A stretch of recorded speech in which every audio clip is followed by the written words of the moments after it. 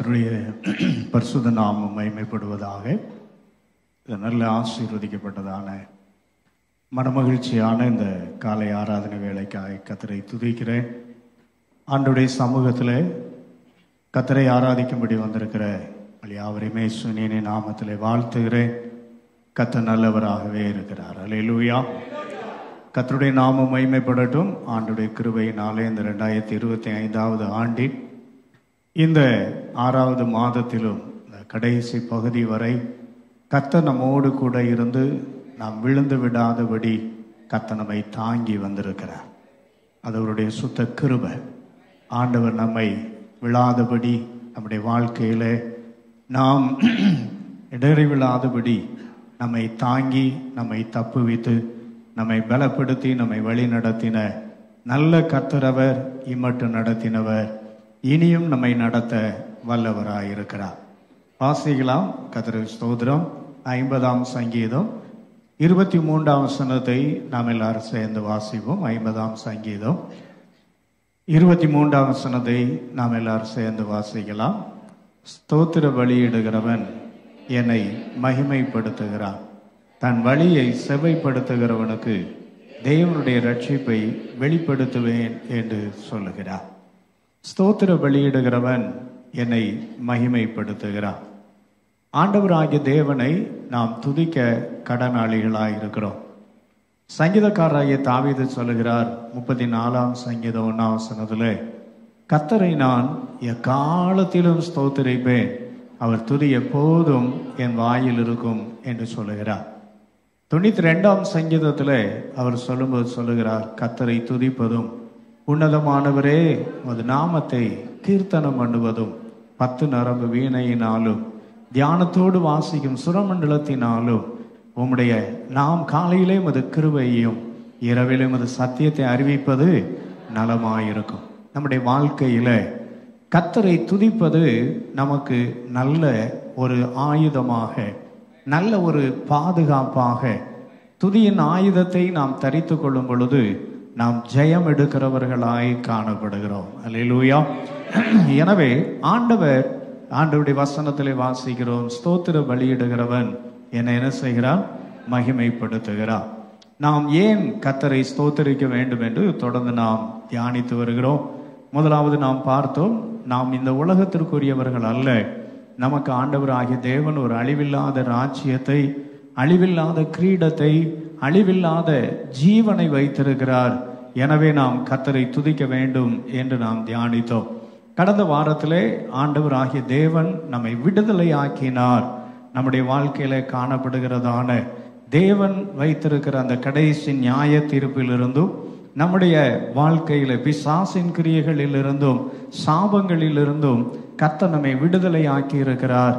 அவர் நம்மை விடுதலை ஆக்கினபடியினால் கர்த்தரை துதிக்க வேண்டும் என்று நாம் தியானித்தோம். இந்த நாளிலும் அதை தொடர்ந்து இன்னொரு காரியத்தை தியானிக்க கர்த்தர் உதவி செய்வாராக. ஆதியாகமம் 14ஆம் அதிகாரம் 20ஆம் வசனத்துக்கு நேராய் நம்முடைய வேதத்தை திருப்பிக் கொள்ளலாம். ஆதியாகமம் 14ஆம் அதிகாரம் 20ஆம் வசனத்தை, உன் சத்துருக்களை உன் கையில் ஒப்பு கொடுத்த உன்னதமான தேவனுக்கு ஸ்தோத்திரம் என்று சொன்னான். கர்த்தருடைய நாமம் மகிமைப்படுவதாக.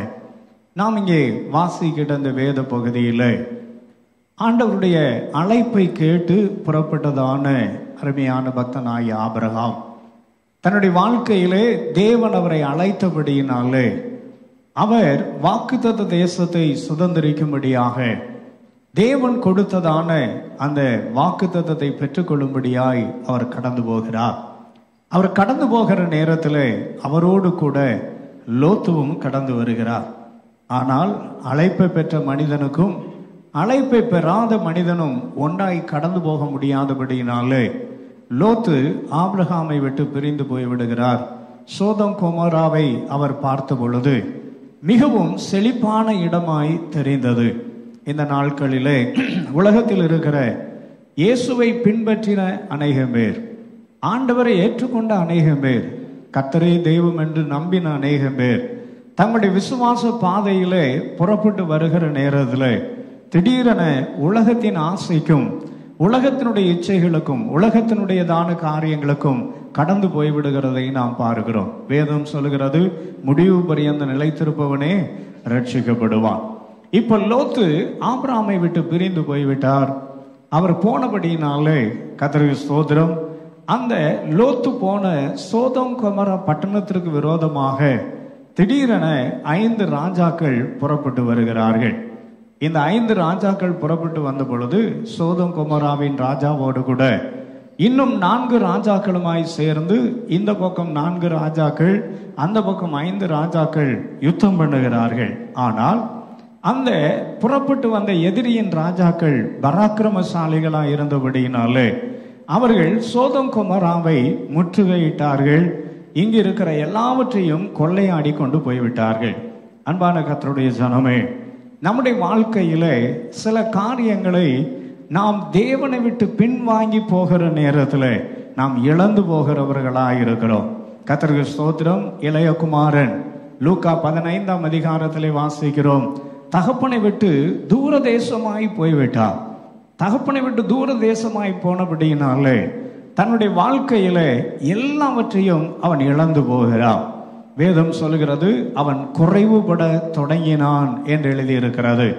நம்முடைய வாழ்க்கையில தேவன் நம்மை வைத்திருக்கிற ஸ்தானத்திலே, தேவனோடு கூட நாம் பண்ணியிருக்கிற உடன்படிக்கையிலே, ஆண்டவரோடு கூட பண்ணுகிற பிரயாணத்திலே இறுதி மூச்சு வரை கிறிஸ்துவுக்காய் நாம் நிலைத்திருக்கிறவர்களாயிருக்க வேண்டும். அப்போஸ்தலனாகிய பவுல் சொல்லும்போது சொல்லுகிறார், கிறிஸ்துவின் அன்பை விட்டு நம்மை பிரிப்பவன் யார்? நம்ம வாழ்க்கையில எதுவும் கிறிஸ்துவின் அன்பை விட்டு நம்மை பிரித்து விடக்கூடாது. நாம் ஆண்டவரை விட்டு பின்வாங்கி போகிறபடினாலே சில நேரத்தில் நம்முடைய சுய தீர்மானத்தின்படியாய், நம்முடைய சுய விருப்பத்தின்படியாய், சில நேரங்களில் ஏற்படுகிற நெருக்கத்தின்படியினாலே நாம் ஆண்டவரை விட்டு பின்வாங்கி போவோமானால் மேன்மை அடைவதில்லை, நெருக்கங்கள் தான் வருகிறது. இந்த சோதோம் கொமோராவுக்கு போனபடியினாலே லோத்துனுடைய வாழ்க்கையிலே எல்லாவற்றையும் அவன் இழந்து போகிறான். அருமையான கர்த்தருடைய ஜனமே, நம்முடைய தேவன் இரக்கமுள்ள தேவனாயிருக்கிறார். எல்லாம் சொல்லுங்க, நம்முடைய தேவன் இரக்கங்களின் தேவன், அவர் மன உருக்கமுடைய தேவன். அவர் ஒரு நாளும் மனிதன் இழந்து போகிறதை, மனிதனுடைய வாழ்க்கையிலே நஷ்டப்படுகிறதை தேவன் விரும்புகிற தேவன் அல்லவே அல்ல.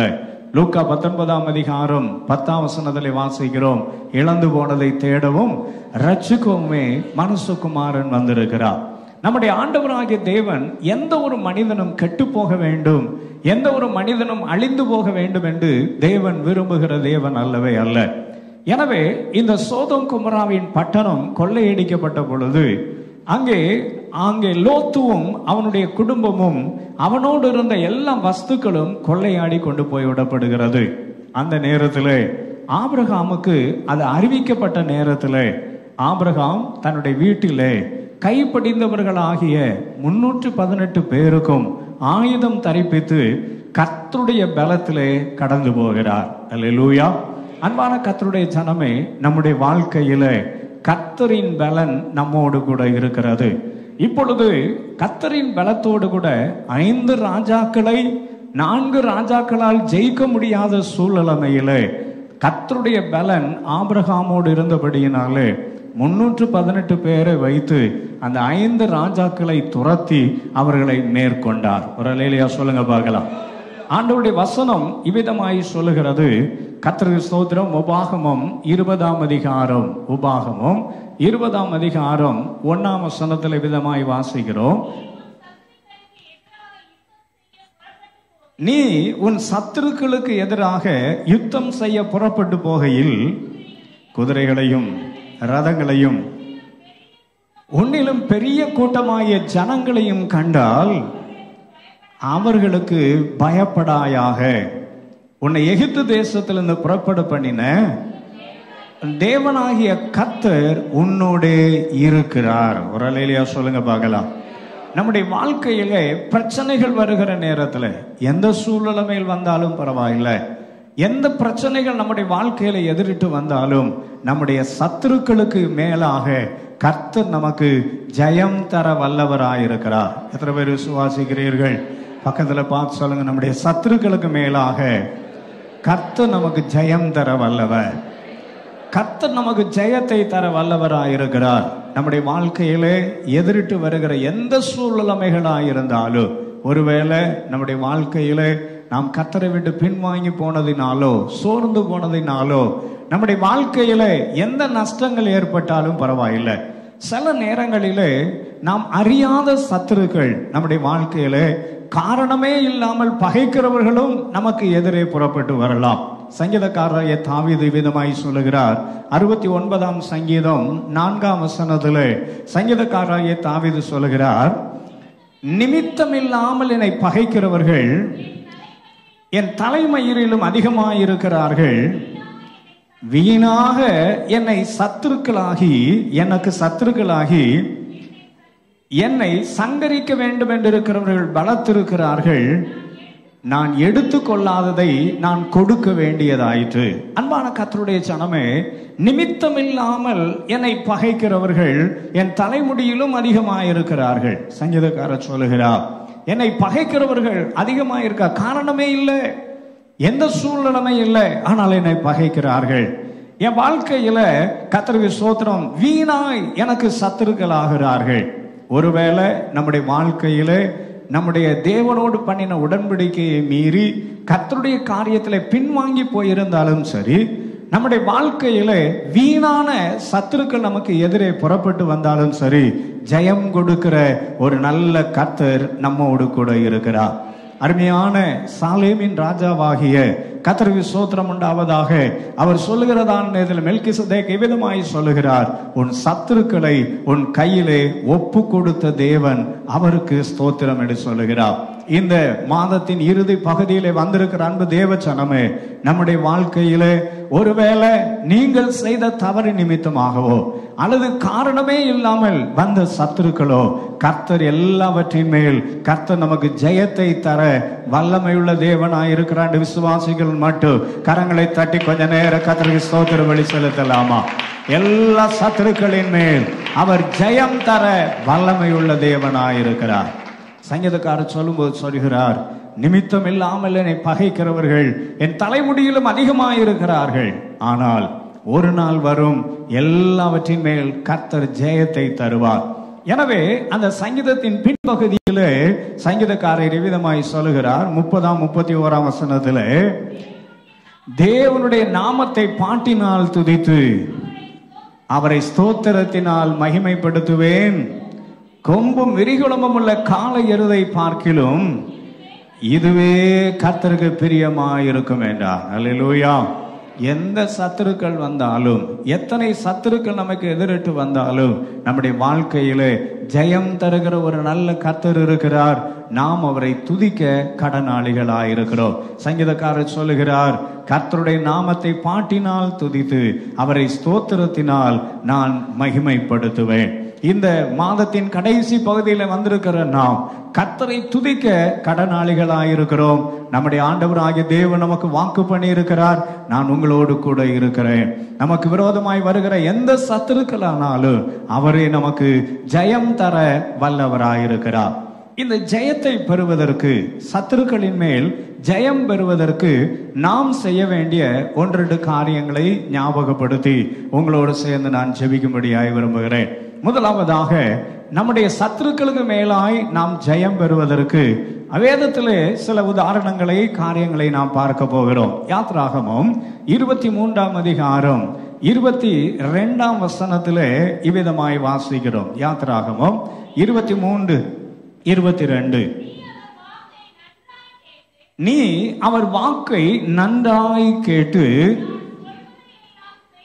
நான் சொல்வதையெல்லாம் செய்வாயாகில் நான் உன் சத்துருக்களுக்கு சத்துருவாயும் உன் விரோதிகளுக்கு விரோதியுமாயிருப்பேன்.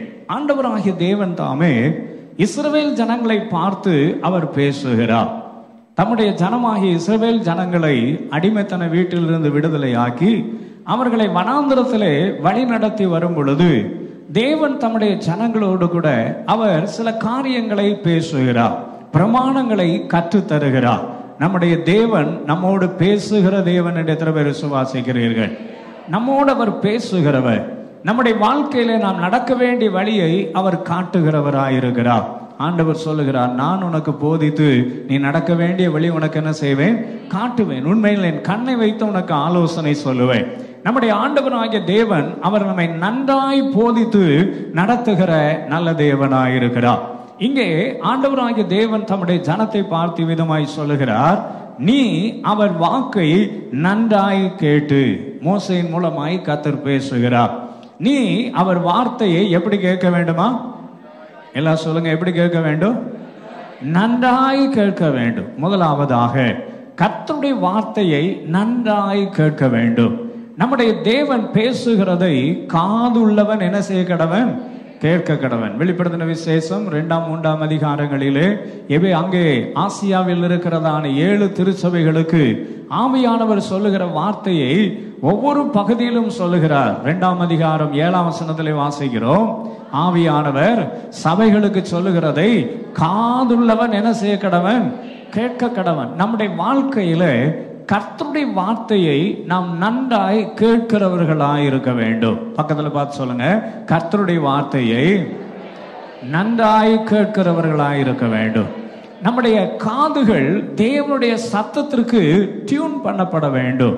சில நேரத்தில் நாம் சிறுவர்களாயிருந்தால் ஒருவேளை கர்த்தருடைய சத்தம் இன்னதென்று என்ன செய்யாமல் இருக்கலாம், அறியாமல் இருக்கலாம். ஆனால் கர்த்தர் ஆவியிலே வளர பண்ணி இருக்கிறார். எத்தனை பேர் வளர்ந்திருக்கிறேன் என்று சொல்லுகிறீர்கள்?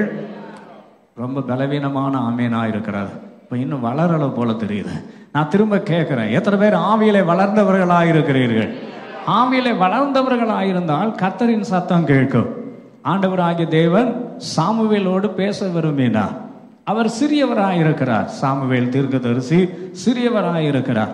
ஆண்டவர் கூப்பிடுகிறார், சாமுவேலே என்று கூப்பிட்ட பொழுது உடனடியாய் சாமுவேல் ஏலியின் இடத்துல போய் கேட்கிறார், ஐயா நீர் என்னை கூப்பிட்டீரா? அவர் சொல்ல, நான் கூப்பிடல, நீ படுத்துக்கோன்னு சொல்லி 2வது விஷயம் ஆண்டவர் கூப்பிடுகிறார். அப்பவும் தெரியல, திரும்பவும் போய் ஏலியின் இடத்துல கேட்கிறார், நீர் என்னை கூப்பிட்டீரா என்று. 3வது விஷயம் கூப்பிட்ட பிறகுதான் ஏலிக்கே புத்தி வருகிறது. கர்த்தர் இந்த பிள்ளை ஆண்டவனோடு என்ன செய்ய விரும்புகிறார், பேச விரும்புகிறார். அப்பொழுதுதான் அங்கே சாமுவேல் சொல்லுகிறார், சொல்லும் அடியேன் என்ன செய்கிறேன், கேட்கிறேன். சொல்லும் அடியேன் கேட்கிறேன் என்றார். அன்பான கர்த்தருடைய ஜனமே, இந்த நாட்களிலே நம்முடைய காதுகள் தேவனுக்கு நேராக சரியாய் அது டியூன் பண்ணப்பட்டு இருக்க வேண்டும். சரியா என்ன செய்யப்பட்டு இருக்க வேண்டும், டியூன் பண்ணப்பட்டு இருக்க வேண்டும். காது சரியாய் ஆண்டவருக்கு நேராய் டியூன் பண்ணப்பட்டு இருக்குமானால் கர்த்தருடைய சத்தத்தை கேட்க முடியும். அல்லேலூயா. ஒரு காலத்துல ரேடியோ ரொம்ப அங்கே பிரமாதமா இருந்தது. கர்த்தருக்கு ஸ்தோத்திரம் உண்டாவதாக.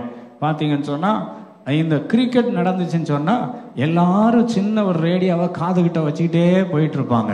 இது எதுக்குடா காதுகிட்ட வச்சிருக்கிறான்னு சரியா நிறைய நேரம் தெரியாது. அதுக்கு பிறகுதான் தெரியும் இவன் என்னத்தை கேட்டுட்டு போறான், கிரிக்கெட் ஸ்கோர் கேட்டுட்டு போறாரு அப்படி தெரியும். பாத்தீங்கன்னா அதுக்கு முன்னால பாத்தீங்கன்னா பெரிய ரேடியோவா இருக்கும். மேலே ஒரு நெட்டு கட்டி இருப்பாங்க. அந்த நெட்டுல இருந்து ஒரு ஒயர் அங்க ரேடியோவில் மாட்டி இருப்பாங்க. அதுல நடுவுல ஒரு சின்ன கர்த்தருக்கு ஸ்தோத்திரம் பாதரசம் அது ஓடிக்கிட்டே இருக்கும். அது கரெக்டா செட் ஆனாதான், அது கரெக்டா நின்னாதான் ரயில்வே ஸ்டேஷன் சரியா கிடைக்கும். சேசேல்ஸ் அப்படின்னு சொல்லி அங்கிருந்து நம்முடைய கிறிஸ்தவ நிகழ்ச்சி வரும் காலையில. இந்த காலையில கேட்கறதுக்கு அதை சில நேரம் டியூன் பண்ணி சில நேரம் மேலே போய் அதை திருப்பி இதெல்லாம் படாத பாடுபட்டு, அதுக்கு பிறகு டிவி வந்த பிறகு அதுக்கு மேலே ஒரு ஆண்டனா வச்சிருப்பாங்க. கீழே உட்காந்துட்டு மேலே கொஞ்சம் வலது பக்கம் திருப்பு, கொஞ்சம் இடது பக்கம் திருப்பு அப்படி சத்தம் போட்டுக்கிட்டு இருப்பாங்க. அவர் வலது பக்கம் திருப்புறதுனால வலது காலை ஒடிச்சிட்டு இருக்குன்னு நிறைய பேர் இருக்கிறான். கர்த்தருக்கு ஸ்தோத்திரம். இப்படி ஒழுங்கா டியூன் இல்லைன்னா சத்தம் கேட்காது. பக்கத்துல பார்த்து சொல்லுங்க, ஆண்டவரோடு கூட நாம் சரியாய் டியூன் பண்ணப்படாவிட்டால் கர்த்தருடைய சத்தம் கேட்காது. இப்போ நமக்கு சத்ருவை மேல் ஜெயம் வர வேண்டும் என்றால் நாம் தேவ சத்தத்தை கேட்க நாம் சரியாய் கர்த்தருக்கு நேராக்கப்பட வேண்டும். ஒவ்வொரு நாளும் சொல்லணும், சொல்லும் அடியேன் என்ன செய்கிறேன், கேட்கிறேன். சொல்லும் அடியேன் கேட்கிறேன். ஆண்டவர் நன்றாய் நடத்த வல்லமை உள்ள நல்ல தேவனாய் இருக்கிறார்.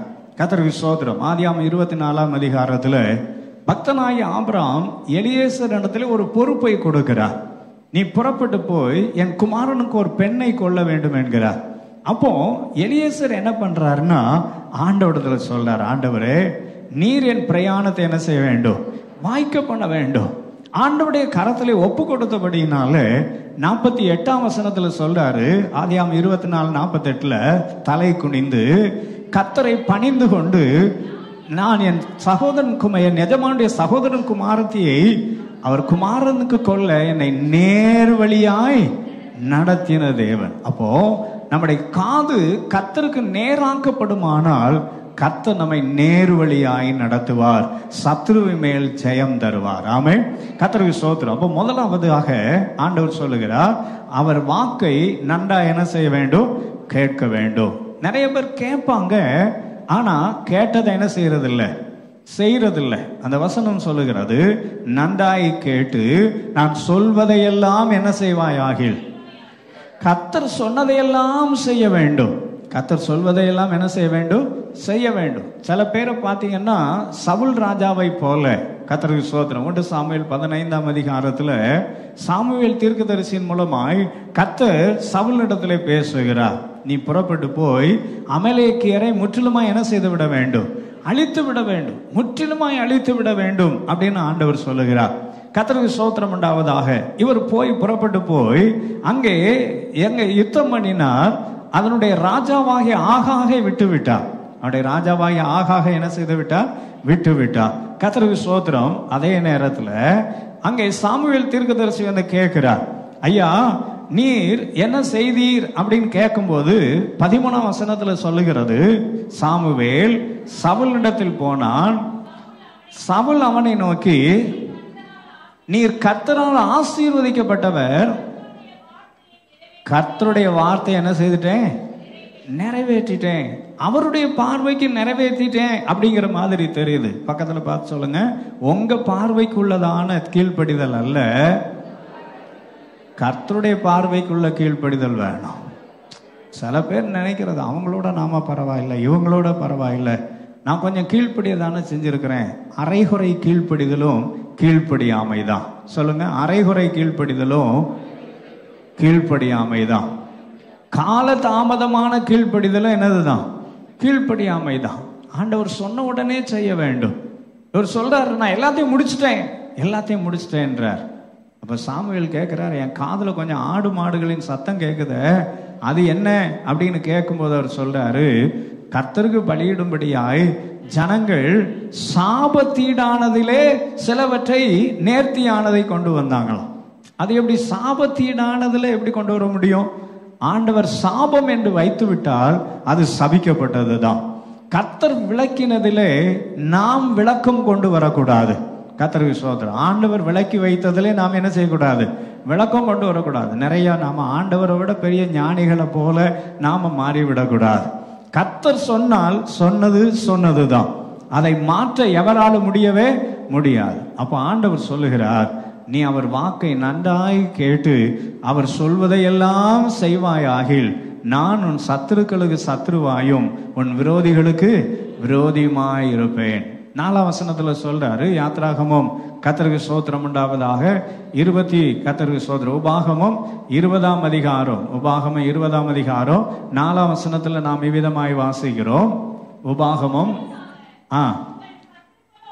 உங்களுக்காக உங்கள் சத்துருக்களோட யுத்தம் பண்ணவும் உங்களை ரட்சிக்கவும் உங்களோட கூட போகிறவர் உங்கள் தேவனாகிய கர்த்தர் என்று சொல்ல வேண்டும். அல்லேலூயா. ஆண்டவர் நம்மோடு கூட இருக்கிறவரும் அவர் நம்மோடு கூட கடந்து வருகிறவருமாயிருப்பார். அவர் ஜெயம் தர வல்லவராயிருக்கிறார். நாம் செய்ய வேண்டிய காரியம் கர்த்தருடைய சத்தத்தை கேட்டு அதன்படி என்ன செய்ய வேண்டும்? செய்ய வேண்டும். பக்தனாகிய ஆபிரகாமை பார்த்து ஆண்டவர் சொன்னார், ஆதியாகமம் 22ஆம் அதிகாரத்திலே, உன் குமாரனை எனக்காக சர்வாங்க தகன பலியாய் செலுத்து என்றார். உடனடியாய் ஆபிரகாம் கீழ்ப்படிந்தார். உடனடியாய் ஆபிரகாம் கர்த்தருடைய வார்த்தைக்கு என்ன செய்தார்? கீழ்ப்படிந்தார். ஆதியாகமம் 22ஆம் அதிகாரம் 18ஆம் 17ஆம் வசனங்களிலே வாசிக்கிற 18ஆம் வசனம் சொல்லுகிற, நீ என் சொல்லுக்கு கீழ்ப்படிந்தபடியினால் உன் சந்ததிக்குள் பூமியில சகல ஜாதிகளும் ஆசீர்வதிக்கப்படும் என்று என் பேரில் ஆணையிட்டேன் என்று கர்த்தர் சொல்லுகிறார் என்றார். 17ஆம் வசனம் சொல்லுகிறது, நான் உன்னை ஆசீர்வதிக்கவே ஆசீர்வதித்து உன் சந்ததியை வானத்து நட்சத்திரங்களைப் போலவும் கடற்கரை மணலை போலவும் பெருகவே பெருக பண்ணுவேன் என்றும் உன் சந்ததியார் சத்துருக்களின் வாசல்களை சுதந்திரித்துக் கொள்வார் என்றும் ஆசீர்வதித்தார். அல்லேலூயா. அவன் சந்ததியார் சத்துருக்களின் வாசல்களை என்ன செய்து கொள்வார்கள்? சுதந்திரித்துக் கொள்வார். எப்பொழுது நாம் கர்த்தருடைய சத்தத்தை கேட்டு அதன்படி கீழ்ப்படிந்து அதன்படி செய்தால் கர்த்தர் சத்துருக்களின் மேல் ஜெயத்தை தருவார். இரண்டாவது, யாருக்கு கர்த்தர் ஜெயத்தை தருவார்? லேவியராகமம் 26ஆம் அதிகாரம், லேவியராகமம் 26ஆம் அதிகாரம் 2ஆம் வசனத்தையும் 7ஆம் 8ஆம் வசனங்களையும் வாசிக்கலாம். என் ஓய்வு நாட்களை ஆசரித்து என் பரிசுத்த ஸ்தலத்தை குறித்து பயபக்தியாய் இருப்பீர்களாக, நான் கர்த்தர். 7ஆம் வசனம், உங்கள் சத்துருக்களை துரத்துவீர்கள், அவர்கள் உங்கள் முன்பாக பட்டயத்தால் விழுவார்கள்.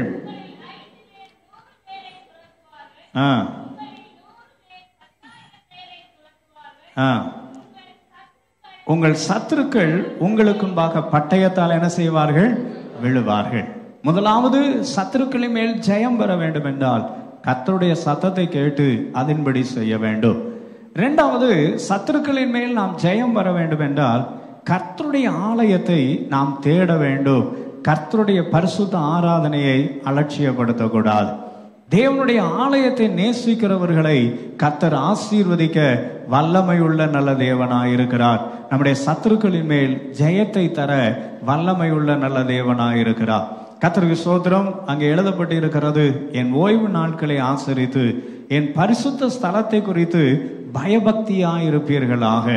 கர்த்தருடைய ஆலயத்தை நாட வேண்டும். அப்பொழுதுதான் கர்த்தர் ஆசீர்வதிப்பார். அங்கே நாம் வாசிக்கும் பொழுது 65ஆம் சங்கீதம் 4ஆம் வசனத்துல இப்படி வாசிக்கிறோம். 65ஆம் சங்கீதம் 4ஆம் வசனம், உம்முடைய பிரகாரங்களில் வாசமாயிருக்கும்படி நீர் தெரிந்து கொண்டு சேர்த்துக் கொள்கிறவன் பாக்கியவான். உம்முடைய பரிசுத்த ஆலயமாகிய நம்முடைய வீட்டின் நன்மையால் என்ன ஆகும்? திருப்தி ஆகும். நம்முடைய வாழ்க்கையில கர்த்தருடைய ஆலயத்தை தேடும் பொழுது, கர்த்தருடைய சமூகத்தை நாடுகிறதான நேரத்துல கர்த்தர் நம்மை ஆசீர்வதிக்க வல்லமை உள்ள நல்ல தேவனாயிருக்கிறார். எபிரேயருக்கு ஆக்கியவன் எழுதும்போது சொல்லுகிறார், இந்த கடைசி நாட்களிலே சபை கூடி வருதலை சிலர் விட்டு விடுகிறது போல நீங்களும் என்ன செய்யாதபடி, விட்டு விடாதபடி ஒருவருக்கொருவர் என்ன செய்யுங்கள். எபிரேயர் 10ஆம் அதிகாரம் 25ஆம் வசனத்திலே வாசிக்கிறோம், சபை கூடி வருதலை சிலர் விட்டு விடுகிறது போல நாம விட்டு விடாமல் ஒருவருக்கொருவர் புத்தி சொல்ல கடவோம். நாளானது சமீபித்து வருகிறதை எவ்வளவாய் பார்க்கிறீர்களோ அவ்வளவாய் புத்தி சொல்ல வேண்டும். கடைசி காலத்துல நாம் வந்திருக்கிறோம். பக்கத்துல பார்த்து சொல்லுங்க, நாம் ஒரு கடைசி காலத்துல வந்திருக்கிறோம். இந்த கடைசி காலத்துல வந்திருக்கிறோம். நாம் பார்க்கிற எல்லா காரியங்களையும் நாம் பார்க்கிறதான நேரத்துல அன்பான கர்த்தருடைய ஜனமே, நம்முடைய ஆண்டவராய் இயேசு கிறிஸ்துவினுடைய வருகை மிக சமீபமாயிருக்கிறது, மிக சமீபமாயிருக்கிறது. கர்த்தருடைய நாள் மிக சமீபமாயிருக்கிறபடினாலே நாம் ஆண்டவருடைய பிள்ளைகளாகிய நாம் ஆண்டவரிடத்துல நாம் ஜெபிக்க, எப்பொழுது கர்த்தருடைய ஆலயத்தை நாட நாம் கடனாளிகள் ஆயிருக்கிறோம். தேவனுடைய சமூகத்துல தான் கர்த்தர் தம்முடைய நன்மையை வைத்திருக்கிறார். கர்த்தருக்கு ஸ்தோத்திரம். 92ஆம் சங்கீதம் 13ஆம் வசனம் சொல்லுகிறது, கர்த்தருடைய ஆலயத்திலே நாட்டப்பட்டவர்கள் எங்கள் தேவனுடைய பிரகாரங்களில் என்ன செய்திருப்பார்கள்? செழித்திருப்பார்கள். சிலர் சபை கூடி வருவதை விட்டு விடுகிறது போல நாம் என்ன செய்து விடக்கூடாது? விட்டு விடக்கூடாது. பாருங்க, எங்க பார்த்தாலும் பயங்கரங்கள் நடந்து கொண்டிருக்கிறது, விபத்துகள் நடந்து கொண்டிருக்கிறது, இழப்புகள் நடந்து கொண்டிருக்கிறது. எனவே கர்த்தருடைய பிள்ளைகள் ஆகிய நாம் பயத்தோடும் பக்தியோடும் தேவ சமூகத்தை நாம் நாட வேண்டும். 122ஆம் சங்கீதம் 1ஆம் வசனத்துல சங்கீதக்காரர் சொல்கிறார், கர்த்தருடைய ஆலயத்துக்கு போவோம் வாருங்கள் என்று எனக்கு அவர்கள் சொன்னது எப்படி இருந்தேன்? மகிழ்ச்சியா இருந்தேன். அப்போ கர்த்தருடைய ஆலயத்துக்கு போவோங்கிற நேரத்துல பெரிய மகிழ்ச்சி நமக்குள்ளே உண்டாக வேண்டும். கர்த்தருக்கு ஸ்தோத்திரம் உண்டாவதாக. எதனால ஆண்டவரிடத்துல சொல்லுகிறார், நான் கர்த்தரிடத்துல ஒண்ணே கேட்பேன். 27ஆம் சங்கீதம் 4ஆம் வசனத்துல சங்கீதக்காரர் சொல்லுகிறார், கர்த்தரிடத்தில் ஒன்றை நான் கேட்டேன், அதையே என்ன செய்வேன்? நாடுவேன். ஒன்றை தான் நான் கர்த்தரை கேட்டேன், அதையே நாடுவேன். என்ன? நான் கர்த்தருடைய மகிமையை பார்க்கும்படியாகவும் அவருடைய ஆலயத்தில் ஆராய்ச்சி செய்யும்படியாகவும் என் ஜீவனுள்ள நாளெல்லாம் கர்த்தருடைய ஆலயத்தில் தங்கி இருப்பதை என்ன செய்வேன்? நாடுவேன். கர்த்தருக்கு ஸ்தோத்திரம். அப்ப கர்த்தருடைய ஆலயத்துல நாம் கர்த்தருடைய ஆலயத்தை நாடும் பொழுது கர்த்தர் நம்முடைய வாழ்க்கையில அவர் சத்துருக்களின் மேல் ஜெயத்தை தர வல்லமை உள்ள நல்ல தேவனாயிருக்கிறார். கர்த்தருடைய ஆலயத்தை நாடும் பொழுது ஏசாயா 58 அதிகாரம் அதனுடைய 13 வசனத்திலே நாம் இவ்விதமாய் வாசிக்கிறோம். ஏசாயா 58 13 14 என் பரிசுத்த நாளாகிய ஓய்வு நாளிலே உனக்கு இஷ்டமானதை செய்யாதபடி உன் காலை விலக்கி உன் வழிகளின்படி நடவாமலும் உனக்கு இஷ்டமானதை செய்யாமலும் உன் சொந்த பேச்சை என்ன செய்யாமலும் பேசாமலும் இருந்து 3 காரியம் சொல்றார். இஷ்டமானதை செய்யாத, உன் வழியில நடக்காத, உன் சொந்த பேச்சை என்ன செய்யாத, பேசாத. உனக்கு இஷ்டமானதை செய்யக்கூடாது. கர்த்தருக்கு ஸ்தோத்திரம். உன் வழியில என்ன செய்யக்கூடாது, நடக்கக்கூடாது. உன் சொந்த பேச்சை என்ன செய்யக்கூடாது, பேசக்கூடாது. கர்த்தருடைய நாள் என்பது பரிசுத்தமான நாளா இருக்கிறது. கர்த்தருக்கு ஸ்தோத்திரம் உண்டாவதாக. ஞாயிற்றுக்கிழமை அப்படின்னு சொல்லியாச்சு சொன்னா கர்த்தருக்கென்று விசேஷமான நாள், கர்த்தருக்கென்று நாம் கர்த்தரை ஆராதிக்கிற நாள்.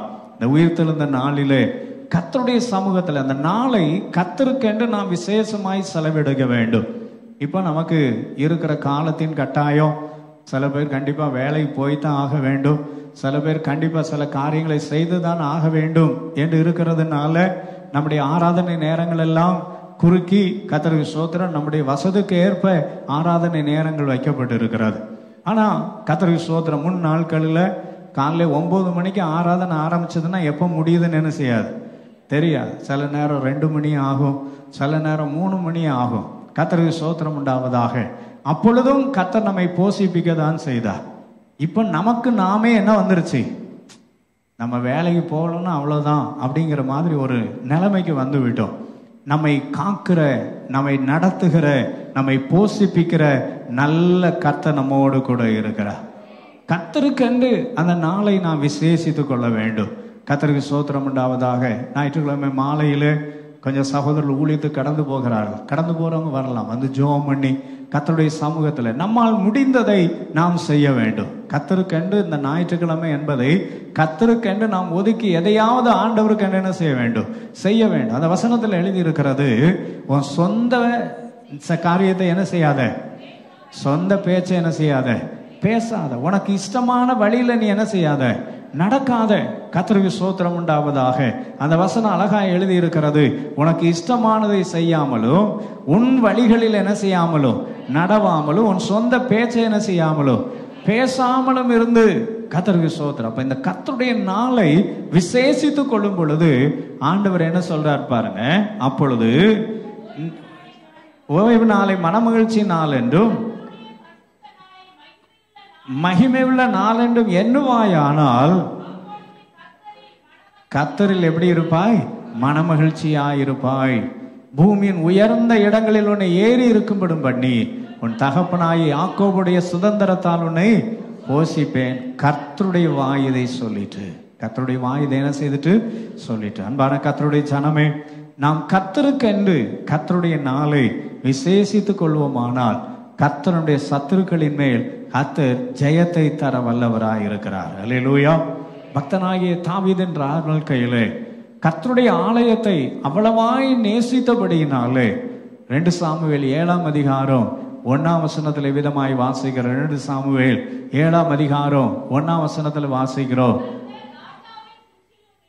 கர்த்தர் ராஜாவை சுற்றிலும் அவனுடைய சத்துருக்கள் எல்லா சத்துருக்களுக்கும் அவனை என்ன செய்தார், நீங்களாக்கி இளைப்பார பண்ணினார். ஒரு அலையிலேயே சொல்லுங்க பார்க்கலாம். நம்ம வாழ்க்கையில கர்த்தருடைய ஆலயத்தை தேடும் பொழுது, கர்த்தரை ஆராதிக்க நாம் நம்மை ஒப்பு கொடுக்கும் பொழுது கர்த்தர் நிச்சயமாகவே நம்முடைய வாழ்க்கையில ஜெயத்தை தர வல்லமையுள்ள நல்ல தேவனாயிருக்கிறார். எனவே ஆண்டவருடைய சமூகத்தை, ஆராதனையை புறக்கணியாதபடி, ஆலயத்தை புறக்கணியாதபடி, கர்த்தருக்கு ஸ்தோத்திரம், நமக்கு நேரம் கிடைக்கிற நேரம் எல்லாம் கர்த்தருடைய சமூகத்திலே நாம் காணப்பட வேண்டும். கர்த்தருக்கு ஸ்தோத்திரம் உண்டாவதாக. அதிகாலையிலே ஜெபத்துக்கு வரலாம். கர்த்தருக்கு ஸ்தோத்திரம் காலையிலே நடைபெறுகிறதான கர்த்தர் திறப்பின் வாசல் ஜெபத்தில் பங்கு பெறலாம். மாலையிலே ஜெபத்திலே பங்கு பெறலாம். வேதபாட வகுப்பிலே கர்த்தருக்கு ஸ்தோத்திரம் உண்டாவதாக. சகோதரிகள் ஜெபம், எந்தெந்த ஜெபங்கள் இருக்கிறதோ ஞாயிற்றுக்கிழமை மாத்திரம் அல்ல, அங்கே அப்போஸ்தலர் 2ஆம் அதிகாரத்திலே வாசிக்கும் பொழுது அவர்கள் அனுதினமும் கர்த்தருடைய ஆலயத்தில் என்ன செய்தார்களா? காணப்பட்டார். நமக்கு நேரம் கிடைக்கும் போதெல்லாம் தேவ சமூகத்தில் வந்து கொஞ்ச நேரம் நாம் ஜெபிக்க வேண்டும்.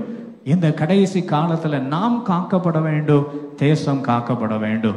கர்த்தருக்கு சோதரன் ஆராதனை நேரத்தில் உட்கார்ந்திருந்த பொழுது ஒரு தரிசனத்தை பார்த்தேன். உள்ளமெல்லாம் நடுங்கினது. பயங்கரமான ஒரு அக்கினி மேலிருந்து இறங்கி அநேகரை பட்சிக்கிறதை பார்த்தேன். நாம் ஆராதனை இறுதியில் அதற்காக ஜெபிப்போம். அன்பான தேவ ஜனமே, ஆண்டவர் ஒரு காரியத்தை காட்டுவாரானால் நாம் அதற்காக பாரத்தோடு ஜெபிக்க வேண்டும். தேசம் அழிவிலிருந்து காக்கப்பட வேண்டும். கர்த்தருக்கு ஸ்தோத்திரம். சாகரனுடைய சாவை கர்த்தர் என்ன செய்கிறவர் அல்ல, விரும்புகிறவர் அல்ல. கோவாக்கனையின் அக்கினிக்கு ஜனங்கள் நீங்களாக்கப்பட வேண்டும். அதற்காய் திறப்பிலே நிற்க தேவன் ஜனங்களை தேடுகிறார்.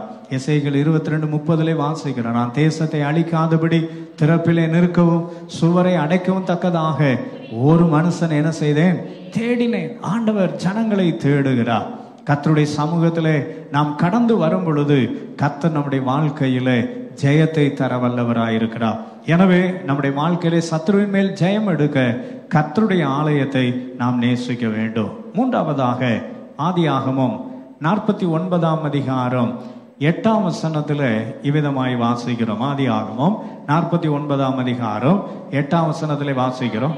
யூதாவே, சகோதரரால் புகழப்படுபவன் நீயே, உன் கரம் உன் சத்துருக்களுடைய பிடரியின் மேல் இருக்கும், உன் தகப்பனுடைய புத்திரர் உன் பணிவார்கள்.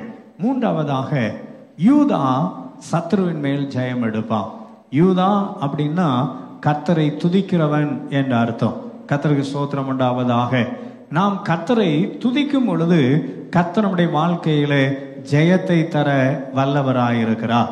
கர்த்தர் நம்முடைய வாழ்க்கையில எதை தர வல்லவராயிருக்கிறார்? ஜெயத்தை தர வல்லவராயிருக்கிறார்.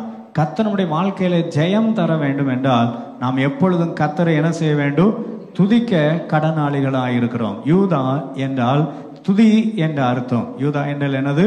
துதி என்ற அர்த்தம். எந்த அளவு நாம் கர்த்தரை துதிக்கிறோமோ அந்த அளவு கர்த்தர் நம்மை ஆசீர்வதிப்பார். கர்த்தருக்கு ஸ்தோத்திரம் உண்டாவதாக. என்னாகமம் புஸ்தகம் 10ஆம் அதிகாரம் 9ஆம் வசனத்துல இவ்விதமாய் வாசிக்கிறோம். என்னாகமம் 10ஆம் அதிகாரம் 9ஆம் வசனம்.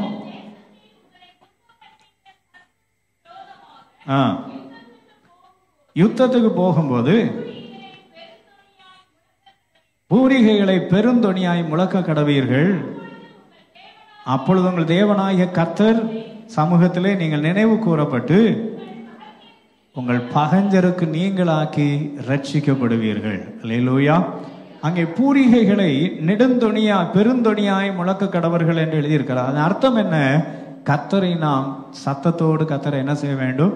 நாம் துதிக்க வேண்டும். 150ஆம் சங்கீதத்துல சங்கீதக்காரர் சொல்லும் பொழுது அழகாய் சொல்லுகிறார், ஓசையுள்ள கைத்தாளத்தோடும் பேரோசையுள்ள கைத்தாளத்தோடும் கர்த்தரை நாம் என்ன செய்ய வேண்டுமா? துதிக்க வேண்டுமா? கர்த்தருக்கு சோதனை 6ஆம் வசனம் சொல்லுகிறது, சுவாசம் உள்ள யாவும் கர்த்தரை என்ன செய்வதாக?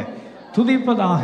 நம்முடைய வாழ்க்கையில பெருந்தொனியாய் துதிக்கிறதான சத்தத்தை உயர்த்தி கர்த்தரை நாம் துதிக்கும் பொழுது சத்துருக்களின் மேல் கர்த்தர் நமக்கு ஜெயத்தை தர வல்லவராயிருக்கிறார். சத்துருக்களின் மேல் நாம் ஜெயத்தை என்ன செய்ய வல்லவராயிருக்கிறார்? ஜெயத்தை தர வல்லமை உள்ள நல்ல தேவனாயிருக்கிறார். அந்த காலை வேளையில சத்ருவின் மேல் ஜெயம் கொடுக்கிற தேவன் நம்மோடு கூட இருக்கிறார். அவர் வாக்குத்தத்தம் பண்ணி இருக்கிறார். எவ்வாகமம் 20:1 வாசித்தோம். கர்த்தருக்கு ஸ்தோத்திரம். உன்னை எகிப்து தேசத்திலிருந்து புறப்பட பண்ணின உன் தேவனாகிய கர்த்தர் உன்னோடே கூட இருக்கிறார். நம்முடைய வாழ்க்கையிலே சத்துருக்கள் நமக்கு எதிராய் புறப்பட்டு வருகிற நேரத்தில் அவர் நம்மோடு கூட இருக்கிறபடினாலே நிச்சயமாய் நாம் ஜெயம் பெறுவோம். கர்த்தருக்கு ஸ்தோத்திரம் உண்டாவதாக. கடைசியாக ஒரே ஒரு வார்த்தையை சொல்லி நிறைவு செய்ய விரும்புகிறேன். உபாகமம் 23ஆம் அதிகாரம் 14ஆம் வசனத்துல இவ்விதமாய் வாசிக்கிறோம். உன் தேவனாகிய கர்த்தர் உன்னை ரட்சிக்கவும் உன் சத்துருக்களை உனக்கு ஒப்பு கொடுக்கவும் உன் பாளையத்திற்குள்ளே உலாவிக் கொண்டிருக்கிறார். என் ஆண்டவராகிய தேவன் நம்முடைய மத்தியிலே அவர் உலாவுகிறவர், நம்முடைய மத்தியிலே வாசம் அணுகிறவர். ஆகையால் அவர் உன்னிடத்தில் அசூசியான காரியத்தை கண்டு உன்னை விட்டு போகாதபடிக்கு உன் பாளையம் சுத்தமாயிருப்பதாக. அன்பான கர்த்தருடைய ஜனமே, ஆண்டவராகிய தேவன் அவர் ஜெயத்தை தர வல்லவராயிருக்கிறார். ஆனால் அது தோல்வியாய் மாறாதபடி நாம் நம்மை பரிசுத்தமாய் காத்து கொள்ள வேண்டும். 3 காரியங்களை பார்த்தோம். முதலாவதாக கர்த்தருடைய வார்த்தையை கேட்டு அதன்படி செய்ய வேண்டும். 2வது கர்த்தருடைய ஆலயத்தை நேசித்து கர்த்தருடைய ஆராதனையிலே பங்கு பெற வேண்டும். 3வது கர்த்தரை நாம் துதிக்க வேண்டும். அப்பொழுது கர்த்தர் நம்முடைய வாழ்க்கையில சத்துருவின் மேல் ஜெயத்தை தருவார். நாம் தோற்று போகாதபடி ஜெயம் எடுக்க கர்த்தர் கிருபை தருவார். ஜெபிப்போமா? எல்லாரும் ஆண்டவரை நோக்கி பார்ப்போம். இந்த நல்ல காலை வேளையில முடிந்தோர் முழங்கால் படியிடலாம், முடியாத எளிமையில் இருக்கலாம். கொஞ்ச நேரம் ஆண்டவர் நம்முடைய வாழ்க்கையில நமக்கு எதிராய் புறப்பட்டு வருகிற சகல சத்துருக்களின் மேல் கர்த்தர் நமக்கு ஜெயத்தை தர வல்லவராயிருக்கிறார். அவர் ஒருவரே ஜெயம் கொடுக்கிற தேவன். எந்த சூழ்நிலைமைகள் ஆனாலும், எத்தனை சத்துருக்கள் நமக்கு எதிரே புறப்பட்டு வந்தாலும் ஒரு நாள் நாம் தோற்று போவதே இல்லை. நம்முடைய வாழ்க்கையில ஜெயம் கொடுக்கிற தேவன் நம்மோடு இருக்கிறார். நாம் செய்ய வேண்டிய காரியங்கள் 3 காரியங்களை பார்த்தோம். முதலாவது கர்த்தருடைய சத்தத்தை கேட்டு அதன்படி செய்ய நம்மை அர்ப்பணிக்க வேண்டும். 2வது நம்முடைய வாழ்க்கையில கர்த்தருடைய ஆலயத்தை நாடி கர்த்தருடைய ஆராதனையிலே நாம் பங்கு பெற வேண்டும். தேவனுடைய நாளை, அந்த பரிசுத்த நாளை கர்த்தருக்கென்று மகிமை நாளாய் நாம் தெரிந்து கொள்வோம். ஆனால் ஆண்டவராகிய தேவன் நம்முடைய சத்துருக்களை நம்முடைய காலடி ஆக்கி போடுவார். அவன் நம்முடைய சத்துருக்களுக்கு நேராக என் ஆண்டவர் நமக்காய் யுத்தம் பண்ண வல்லவராயிருக்கிறார். ஆண்டவருடைய வார்த்தை எழுதி இருக்கிறது, நீங்கள் சும்மா இருப்பீர்கள், கர்த்தர் உங்களுக்காய் யுத்தம் பண்ணுவார். கர்த்தர் நமக்கு முன்னே போய் எல்லா சத்துருக்கள் மேல் ஜெயத்தை தருவா. நாம் கர்த்தரை ஆராதிக்க வேண்டும். 3வதாக நம்முடைய வாழ்க்கையில நன்றாய் கர்த்தரை துதிக்க வேண்டும். சங்கீதக்காரர் சொல்லுகிறார், கர்த்தருக்கு ஸ்தோத்திரம், அது கொம்பும் விரிகுளமும் உள்ளதான காலை எருதை பார்க்கிலும் அதுவே கர்த்தருக்கு பிரியம் என்று சொல்லுகிறார். கர்த்தர் நம்முடைய துதியிலே பிரியப்படுகிற தேவனாய் இருக்கிறார். நாம் கர்த்தரை துதிக்கிறதான நேரத்துல கர்த்தர் நமக்கு ஜெயத்தை தர வல்லவராய் இருக்கிறார். எந்தெந்த சூழ்நிலைமை உங்களுக்கு எதிராய் இருக்கிறதோ இந்த நாளிலே கர்த்தர் ஜெயத்தை தர வல்லவராய் இருக்கிறார். அப்படியே ஆண்டவரை நோக்கி சொல்லலாமா, எனக்கு விரோதமாய் எழும்பி இருக்கிற எல்லா சத்துருக்களின் மேல் இந்த நாளிலே அப்பா எனக்கு ஜெயத்தை தாங்க. ஒருவேளை நம்முடைய வாழ்க்கையில நாம் செய்த தவறு நிமித்தம் சில காரியங்கள் நமக்கு எதிரே புறப்பட்டு வந்திருக்கலாம். ஒருவேளை சத்துருக்கள் நிமித்தம் இல்லாமல் காரணம் இல்லாமல் நம்மை பகைத்திருக்கலாம். எந்த காரியமானாலும் கர்த்தரே ஜெயத்தை தர வல்லவராயிருக்கிறார். அவர் ஒருவரே ஜெயம் கொடுக்கிற நல்ல தேவன். கொஞ்ச நேரம் வாய்களை திறந்து கர்த்தரை துதிக்கலாமா? நீங்க எனக்கு ஜெயத்தை தர வல்லவராயிருக்கிறீங்க ஆண்டவரே. என் வாழ்க்கையில வருகிற சூழ்நிலைமை, ஒருவேளை நீங்க ஏதாவது காரியத்துல கர்த்தரை விட்டு பின்வாங்கி இருப்பீர்கள், ஆனால் ஆண்டவருடைய காரியத்துல பின்வாங்கி இருப்பீர்கள், ஆனா இந்த நேரத்துல ஆண்டவரத்துல திரும்பி வரும். ஆண்டவரே என்னை மன்னிங்கப்பா, கர்த்தாவே உம்முடைய சத்தத்துக்கு நான் கீழ்ப்படியாமல் இருந்திருக்கிறேன், உம்முடைய வார்த்தைகளுக்கு நான் செவி கொடாமல் இருந்திருக்கிறேன், என் வாழ்க்கையில என்னை மன்னிங்க ஆண்டவரேன்னு சொல்லலாம். ஒருவேளை காரணமே இல்லாமல் பகைக்கப்படுவீர்கள், ஆனால் கர்த்தர் பார்த்து கொள்ளுவார். அவர் எவ்வளவு பெரிய சத்துருக்களாக இருந்தாலும் கர்த்தருக்கு சோதர சங்கீதக்காரர் சொல்லுகிறார், என் சத்துருக்கள் முன்பதாக அவர் எனக்கு ஒரு பந்தியை ஆயத்தப்படுத்தி என் தலையை எண்ணெயால் அபிஷேகம் பண்ணுகிறார், என் பாத்திரம் நிரம்பி வழிகிறது. கர்த்தர் நமக்கு கொடுக்கிற ஜெயத்திற்காய் கொஞ்ச நேரம் கரங்களை தட்டி கர்த்தரை ஸ்தோத்திரம் பண்ணலாமா? எல்லாம் கொஞ்ச நேரம் கர்த்தரை ஸ்தோத்திரம் பண்ணுவோம். நல்லவர், எங்க வாழ்க்கையில ஜெயத்தை தர வல்லவராயிருக்கிறேன். ஜெயம் கொடுக்கிற நல்ல தேவன் நீர் ஒருவரே, உம்மாலே நான் ஜெயம் எடுப்பேன் ஆண்டவரே. சோதரம், கர்த்தர் இந்த நாளிலே வெளிப்படுத்தின அந்த காரியத்திற்காக கர்த்தர் அழிவிலிருந்து ஜனத்தை காக்க வேண்டும். இனி ஒரு அக்கினியின் அழிவு வரவே கூடாது. கர்த்தர் காக்கும்படியாக கொஞ்ச நேரம் பாரத்தோடு முடிஞ்சா பக்கத்துல கையை பிடிச்சுக்காங்க. ஒரு மனதோடு ஒரு 2 நிமிடம், ஏசப்பா தேவரீர் நீர் எதை செய்தாலும் தேவரீர் எங்களுக்கு சொல்லாமல் செய்கிற தேவன் அல்ல. எப்படியாவது அப்படிப்பட்ட ஒரு அழிவு வராதபடி காக்கப்பட வேண்டும் ஆண்டவரே. ஒரு நிமிஷம் கண்ணீரோடு கூட ஆண்டவரை நோக்கி கேட்கலாமா? ஏசுப்பா கிருபையாய் இறங்குங்க ஆண்டவரே. அப்படி ஒரு அக்கினியின் அழிவு வரவே கூடாது ஆண்டவரே. ஒரு அழிவு வராதபடி தேவரே நீங்க காக்க வேண்டும் ஆண்டவரே. நீர் காக்கிற நல்ல தேவனாய் இருக்கிறீர். ஒருபோதும் ஒரு தீங்கும் வராதபடி அப்பா எங்களை காக்க வல்லமை உள்ள நல்ல தேவனாய் நீங்க இருக்கிற தயவுக்காய் மை துதிக்கிறோம் ஆண்டவரே. ஹல்லேலூயா. கொஞ்ச நேரம் ஜெபிக்கலாம். எல்லாம் வாய்களை திறந்து ஏசப்பா எந்த தேசத்தின் மேலோ, எங்க தேசத்தின் மேலோ, எந்த தேசத்தின் மேலோ அப்படிப்பட்டதான ஒரு அழிவு வராதபடி கர்த்தாவே நீங்க கிருபையாய் காக்கும்படியாய் ஜெபிக்கிறோம். இந்த நாளிலே கர்த்தாவே உம்முடைய திறப்பிலே நாங்கள் நிற்கிறோம் ஆண்டவரே. நான் தேசத்தை அழிக்காதபடி சுவரை அடைக்கத்தக்கதாக ஒருவனை தேடினேன் சொன்னீங்க ஆண்டவரே. நாங்கள் இத்தனை பேர் ஒரு மனதோடு ஜெபிக்கிறோம். அப்படிப்பட்ட ஒரு அழிவு வராதபடி இயேசுவின் நாமத்திலே காக்கப்படுவதாக. இயேசுவின் நாமத்தினாலே ஒரு பாதுகாப்பு உண்டாகும்படியாய் ஜெபிக்கிறோம் ஆண்டவரே. ஒரு பாதுகாப்பு உண்டாகும்படியாய் ஜெபிக்கிறோம். உம்முடைய பரிசுத்த பாதுகாப்பு தேசத்து மேல் இருப்பதாக. ஆமென் ஆமென் ஆமென் ஆமென் ஆமென் ஆமென் ஆமென் ஆமென் ஆமென் ஆமென் ஆமென். Rakabala raba santo te reku sinda rakhe tere le me mamara sando rahati akire levi auda andar levi sando hadi ke tere levi samne mimakora labadiri mihamadara laba. தீங்குக்கு மனஸ்தாபப்படுகிற எங்கள் நல்ல நேசரே, தீங்குக்கு மனஸ்தாபப்படுகிற எங்கள் நல்ல நேசரே, கிருபையாய் இறங்கி பாதுகாக்கும்படியாய் ஒப்பு கொடுக்கிறோம் ஆண்டவரே. பாதுகாக்கும்படியாய் ஒப்பு கொடுக்கிறோம் ஆண்டவரே. தீங்கும் என்னை அணுகாமல் ஆத்துமாவை காக்கும் நல் தேவன். தீங்கும் என்னை அணுகாமல் போக்கையும் வாரத்தையும் பத்திரமாக காப்பாரே. இது முதலா போக்கையும் வாரத்தையும் பத்திரமாக காப்பாரே. இது முதலா எனக்கு தாசை வரும் பர்வதம் நேரா என் கண்களை ஏறெடுப்பேன். எனக்கு தாசை வரும் பர்வதம் நேரா என் கண்களை ஏறெடுப்பேன். வலப்பக்கத்தில் நிழல் அவரே, வடுவாமல் காப்பவர் அவரே. வலப்பக்கத்தில் நிழல் அவரே, சூரியன் பகலில் சந்திரன் இரவில் சேதப்படுத்தாதே. சூரியன் பகலில் சந்திரன் இரவில் சேதப்படுத்தாதே. எனக்கு தாசை வரும் பர்வதம் நேரா என் கண்களை ஏறெடுப்பேன். எனக்கு தாசை வரும் பர்வதம் நேரா என் கண்களை ஏறெடுப்பேன். வானமும் நீயும் அடைத்த வல்ல தேவனிடமிருந்து வானமும் பூமியும் படைத்த நன்மைகள் வருமே. என் கண்கள் ஏறெடுப்பேன்.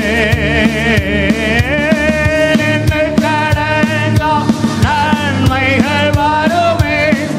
என் கண்கள் ஏறெடுப்பேன். எனக்கு தாசை வரும் பர்வதம் நேரா என் கண்களை ஏறெடுப்பேன். எனக்கு தாசை வரும் பர்வதம் நேரா என் கண்களை ஏறெடுப்பேன். நல்ல கரங்களை தட்டி கத்தரை துதிக்கலாமா?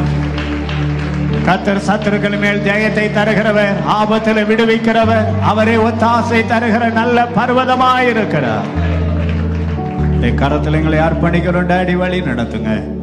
இயேசு கிறிஸ்துவின் இன்ப நாமத்தில் பிதாவே, ஆமென். என் ஆத்துமாவே என் முழு உள்ளமே பரிசுத்த நாமத்தை ஸ்தோத்திரி. என் ஆத்துமாவே கர்த்தரை ஸ்தோத்திரி. கர்த்தர் செய்த சகல உபகாரங்களையும் மறவாதே.